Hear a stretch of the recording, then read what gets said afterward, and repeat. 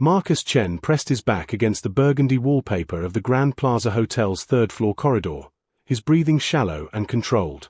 The ornate brass light fixtures cast long shadows that seemed to mirror the dark thoughts consuming his mind. 3 months of suspicious behavior, 3 months of Elena's hurried phone calls that ended abruptly when he entered the room, 3 months of client meetings that seemed to occur at the most unusual hours. His hands trembled slightly as he checked his phone for the third time in 5 minutes. Elena had texted him that she would be in meetings until late again, the same generic message she'd been sending for weeks.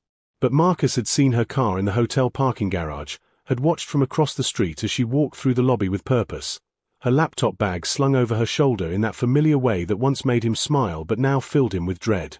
The hallway stretched before him like a tunnel of uncertainty. Room numbers glinted in the dim light: 308, 310, 312. He knew she was behind one of these doors, but the knowledge felt like a weight pressing down on his chest. 22 years of marriage, 2 children now in college, a life built together brick by careful brick. Was it all crumbling because of whatever was happening in this sterile, elegant corridor? Marcus thought about their morning routine, how Elena had kissed his forehead before leaving, her lips lingering just a moment longer than usual. Had that been guilt? Or had he imagined the hesitation in her touch? He remembered how she used to tell him everything, how they used to laugh about keeping secrets from each other being impossible because they were terrible liars. When had that changed? The elevator chimed softly at the end of the hall, and Marcus's heart lurched. He ducked into an alcove near the ice machine, his expensive suit jacket catching on the corner of the metal housing. The footsteps that emerged were unfamiliar, a businessman in his 60s, walking with the confident stride of someone who belonged here. Not Elena. Not yet. Marcus checked the time on his phone again. 7:43 p.m. Elena had said her meeting started at 7:30. If this was really about work, wouldn't there be voices? Laughter? The sounds of professional collaboration that he knew so well from his own corporate world? Instead, there was only this oppressive quiet that seemed to amplify his own heartbeat. He thought about their daughter, Sophie, calling last week from her dorm room at Northwestern, chattering excitedly about her psychology classes. "Dad, did you know that most relationship problems come from assumptions people make without actually communicating?" she had said, her voice bright with the confidence of newfound knowledge. The irony wasn't lost on him now. Here he was, making the ultimate assumption without having spoken a single word to his wife about his concerns. But what if he was right? What if the woman he had loved since she was 25, the woman who had held his hand through his father's funeral and celebrated every promotion with him, had found someone else? The silence in the hallway felt like a verdict waiting to be read. Marcus closed his eyes and tried to summon the courage to move forward, to finally learn the truth that had been eating at him for months. Elena Rodriguez-Chen sat at the polished mahogany table in Conference Room B, her hands clasped tightly in her lap to stop them from shaking. Across from her, 3 professionals in crisp business attire reviewed documents with a kind of intense focus that made her stomach flutter with nervous energy. The silence in the room felt different from the comfortable quiet she and Marcus used to share during their Sunday morning coffee routine. This was the silence of life-changing decisions. "Mrs. Chen," said Margaret Walsh, the lead real estate attorney, her silver hair catching the soft light from the chandelier above. "I want to make sure you understand the timeline we're working with. The current owners have given us until Friday to finalize the offer, or they'll move forward with the other buyer." Elena nodded, her throat tight. "I understand. It's just," she paused, thinking of Marcus sleeping peacefully that morning, unaware that she was about to surprise him with something that might heal a wound he'd carried for 15 years. "It has to be perfect. This isn't just a house purchase. It's his childhood home." Sarah Mitchell, the financial planner she'd been working with for 3 months, leaned forward with an encouraging smile. "Elena, we've run the numbers dozens of times. Between your freelance income growth and the investment portfolio adjustments we've made, you can afford this. The question is whether you're emotionally ready for his reaction." That was the crux of it, wasn't it? Elena had built her entire plan around the hope that Marcus would see this as the gift she intended, a chance to reclaim the Victorian house on Maple Street where he'd grown up, where his mother had taught him to cook in the sunny kitchen, where he'd proposed to Elena on the wraparound porch 23 years ago. The house his father had been forced to sell after the medical bills from his mother's cancer treatment had piled up like autumn leaves, unstoppable and suffocating. He still drives by there sometimes, Elena said quietly, her voice barely above a whisper. He thinks I don't notice, but I see how his shoulders tense when we pass that neighborhood. Last month, Sophie mentioned that she'd driven by with him when she was home for spring break.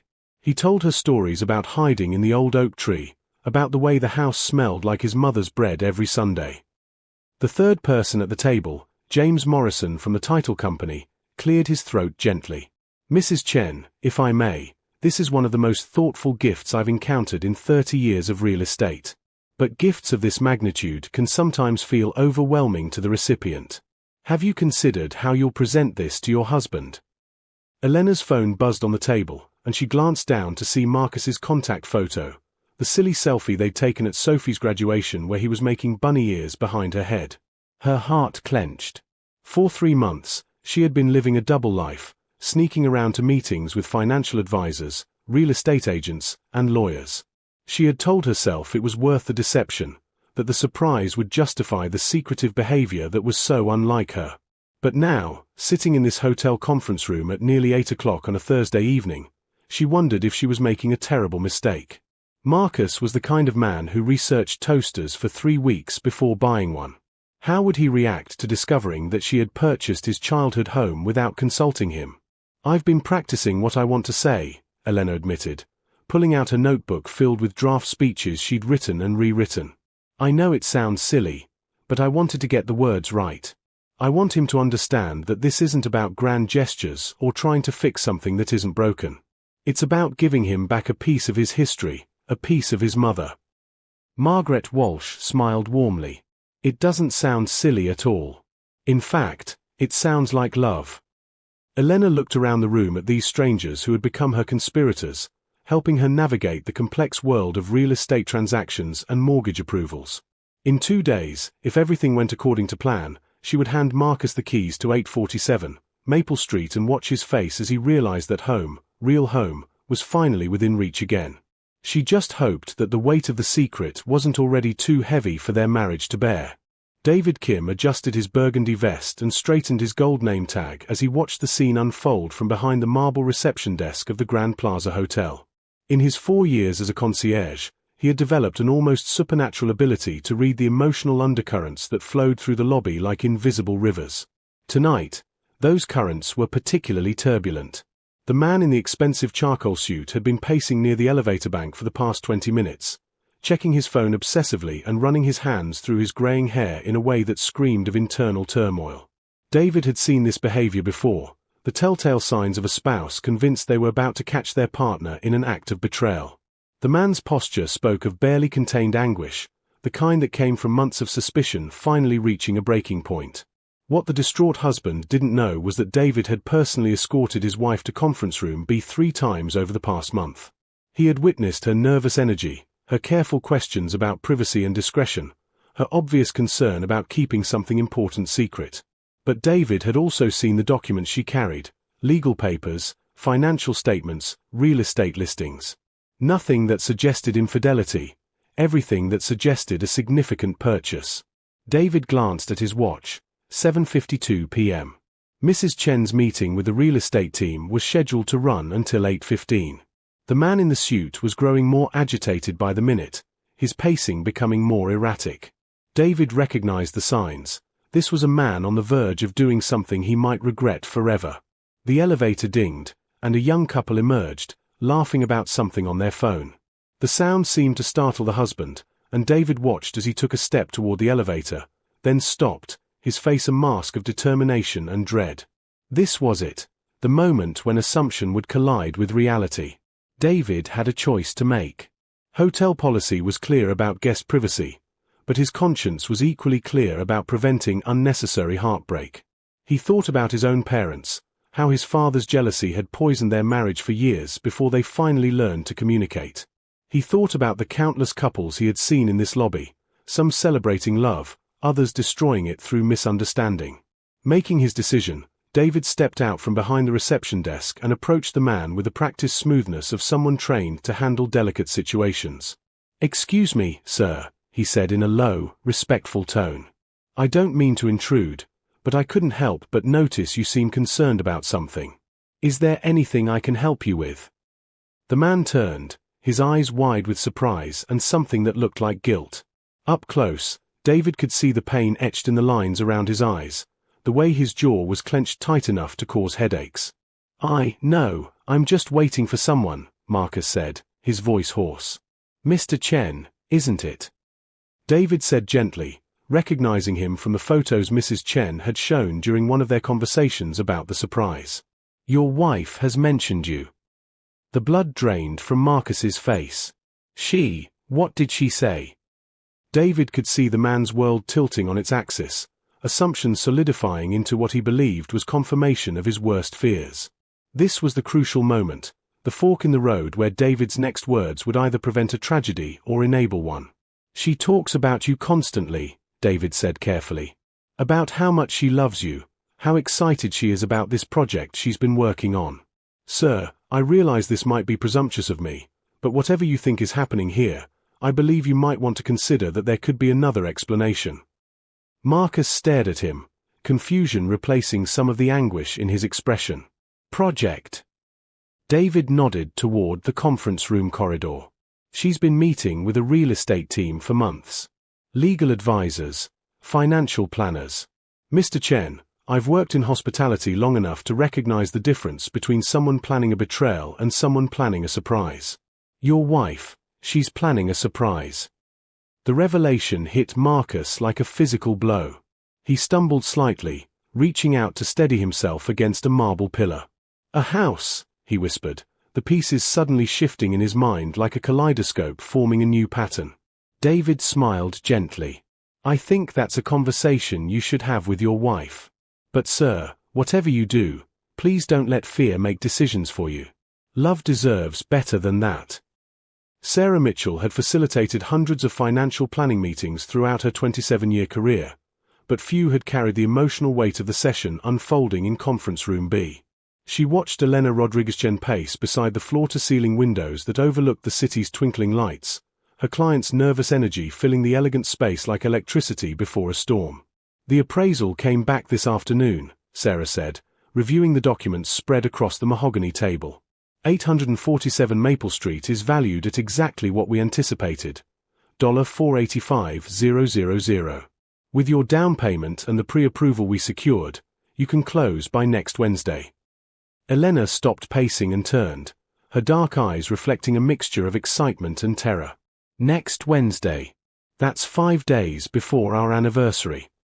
She pressed her palms against the cool glass of the window. "Sarah, what if this is too much? What if Marcus feels overwhelmed instead of grateful? What if he thinks I'm trying to fix something that can't be fixed?" Sarah had guided Elena through this emotional journey for 3 months, watching her transform from a woman with a beautiful but seemingly impossible dream into someone who had systematically turned that dream into reality. The financial restructuring alone had been impressive. Elena had consolidated her freelance consulting income, adjusted investment portfolios, and even taken on additional clients to strengthen their financial position. "Elena, sit down," Sarah said gently, gesturing to the chair across from her. "Let me tell you what I see when I look at these numbers, when I review everything we've accomplished together." Elena reluctantly took her seat, her hands still trembling slightly as she reached for her water glass. 3 months ago, you walked into my office with a folder full of photographs, Sarah continued, pulling out the pictures Elena had shown her during their first meeting. "Pictures of your husband standing in front of that house, pictures from your engagement party on that front porch, pictures of his mother in the kitchen garden. You told me about how he still drives by the house on Sunday mornings, how he pretends he's just taking a different route to the farmer's market." Elena's eyes filled with tears as she remembered that first conversation, how she had struggled to explain the depth of Marcus's connection to the house without sounding foolish. "He's never said he wants it back. He's never even hinted at it. But I see how he looks at it, Sarah. It's like he's looking at a part of himself that was taken away." "And that's exactly why this gift is so extraordinary," Sarah replied, leaning forward with conviction. "You're not just buying him a house, Elena. You're giving him back his history, his mother's memory, the foundation of who he became. The financial investment is significant, yes, but the emotional investment you've made, The secretive meetings, the careful planning, the way you've structured everything to protect your family's security while making this possible, that's love in its purest form. Sarah pulled out a timeline she had prepared, marking key dates with colored pens. Look at what you've accomplished. You increased your income by 37% by taking on strategic consulting projects. You restructured your retirement savings to optimize the mortgage terms. You even coordinated with the title company to ensure the closing could happen on a date that would make the anniversary surprise perfect. Elena studied the timeline, seeing her months of sacrifice and planning laid out in neat, organized rows. The hardest part has been lying to him, she admitted. Marcus and I don't keep secrets. We never have. These past 3 months, I felt like I was living a double life. But think about why you were willing to sacrifice that transparency, Sarah prompted. What does this purchase represent to you? Elena was quiet for a long moment, her fingers tracing the edge of a photograph showing Marcus as a child, grinning while sitting in the old oak tree in the front yard of 847, Maple Street. When his mother died, Marcus had to watch his father sell everything that mattered to pay for treatments that didn't work. He was 27 years old, and he had to say goodbye to his childhood, his mother's garden, the room where she used to read to him. He's never talked about it directly, but I know it changed something fundamental in him. Sarah nodded, understanding flooding her expression. You're giving him the chance to reclaim not just a house, but a sense of control over his own story. Exactly, Elena whispered, her voice thick with emotion. I want him to know that this time, love won. That this time, we had the power to bring something precious back home. Sarah gathered the papers and smiled warmly. Elena, in 30 years of financial planning, I've helped people buy vacation homes, investment properties, and dream houses. But I've never helped someone buy back their husband's childhood. This isn't just a real estate transaction, it's an act of restoration. Outside the conference room, neither woman noticed the shadow that had appeared in the hallway, or heard the soft gasp of understanding that echoed off the burgundy walls. Marcus Chen stood frozen in the hallway outside conference room B, his hands still raised to knock on the door that had remained closed between him and the truth. The conversation he had just overheard through the slightly ajar door reverberated through his mind like echoes in a cathedral, each word reshaping everything he thought he knew about the past 3 months. His childhood home. The Victorian house on Maple Street with its wraparound porch and his mother's rose garden. The place where he had learned to ride a bicycle on the brick driveway, where he had kissed Elena for the first time under the old oak tree, where he had said goodbye to his mother in the sunny bedroom that faced the morning light. Elena was buying it back for him. The weight of his assumptions crashed down on him like a physical force. For months, he had been constructing an elaborate narrative of betrayal, interpreting every secretive phone call and mysterious meeting as evidence of infidelity. He had convinced himself that the woman who had stood beside him through every triumph and tragedy of their adult lives had somehow become a stranger capable of deception and betrayal. But the real deception had been his own, the lies he had told himself about Elena's character, about the strength of their marriage, about his ability to read the woman he had loved for more than 2 decades.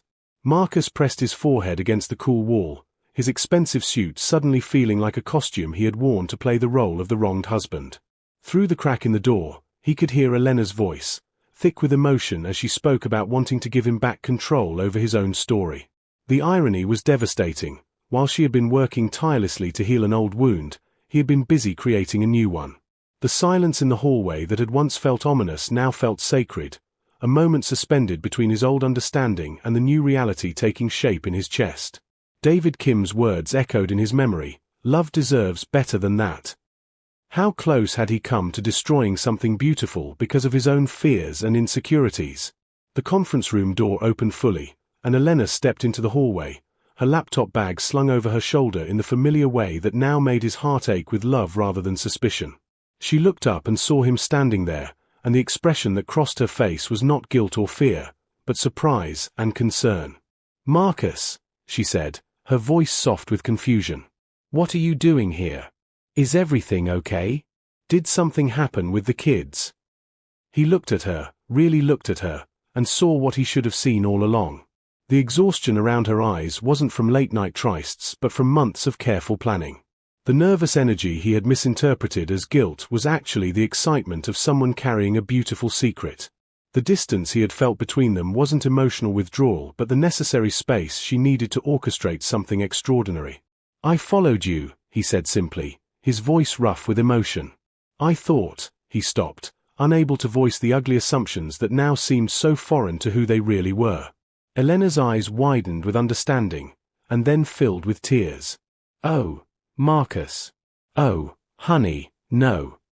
She dropped her bag and moved toward him, her hands reaching for his face.